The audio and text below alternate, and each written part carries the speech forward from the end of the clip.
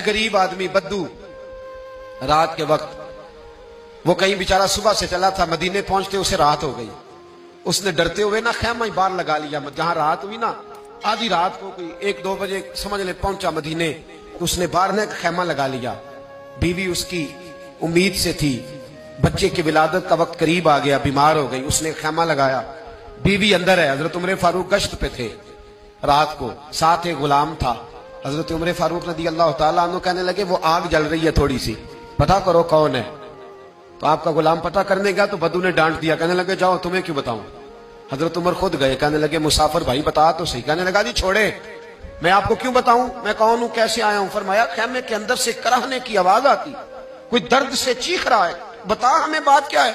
کہنے لگا جی میں فلاں بستی فلاں علاقے کا ایک غریب ہوں، امیر المومنین عمر فاروق سے ملنے آیا ہوں، اور رات ہو گئی ہے تو یہاں خیمہ لگایا ہے، صبح میں ان سے مل کے چلا جاؤں گا.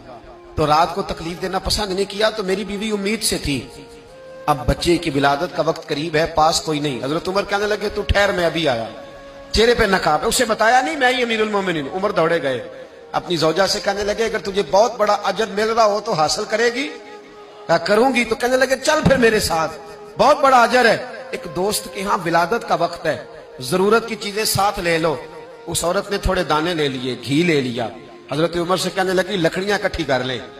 امیر المومنین کونسلر کی بات نہیں بتا رہا آپ کو، میں آپ کو MP A کی بات نہیں بتا رہا، MNA کی بات نہیں بتا رہا، جو 10 گاؤں کو ملا کے چیئرمین بنا اس کی بات نہیں بتا رہا.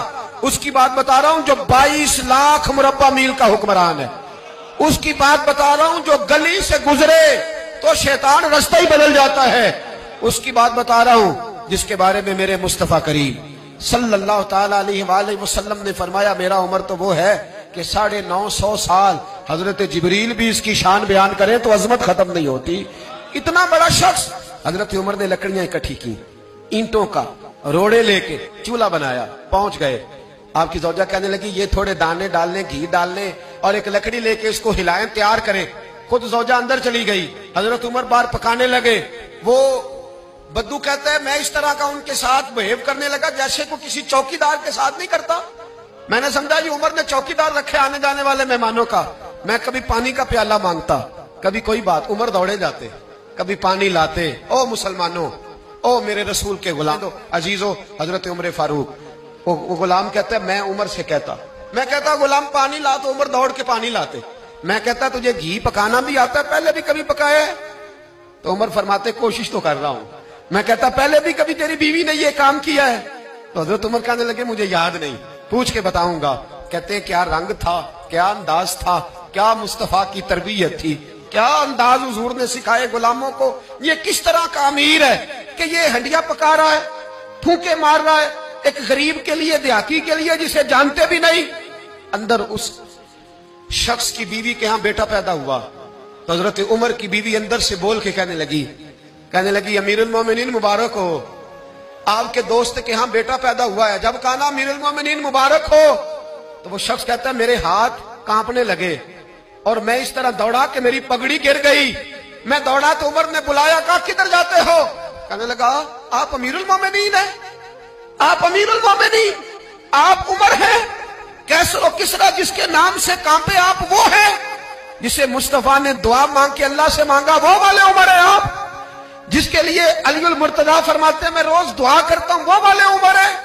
جس کے بارے میں ابو بکر صدیق نے فرمایا تھا کہ میں اللہ سے کہوں گا مولا جو تیرے محبوب کی امت کے حق میں سب سے بہتر تھا میں اسے خلیفہ بنا کے، وہ والے عمر ہیں.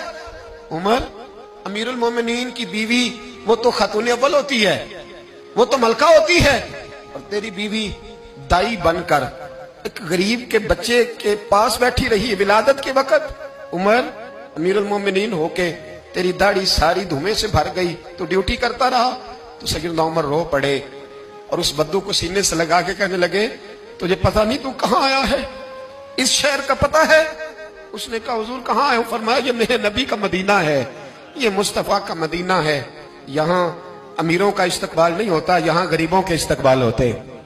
یہاں حضور نے اس اسٹیٹ پہ میرے رسول پاک نے وہ والا رنگ دیا ہے کہ اب غریب سر اٹھا کے جینے لگے ہیں، اب مزدوروں کو عزتیں ملنے لگی ہیں، اب یتیموں نے سر اٹھا لیا ہے.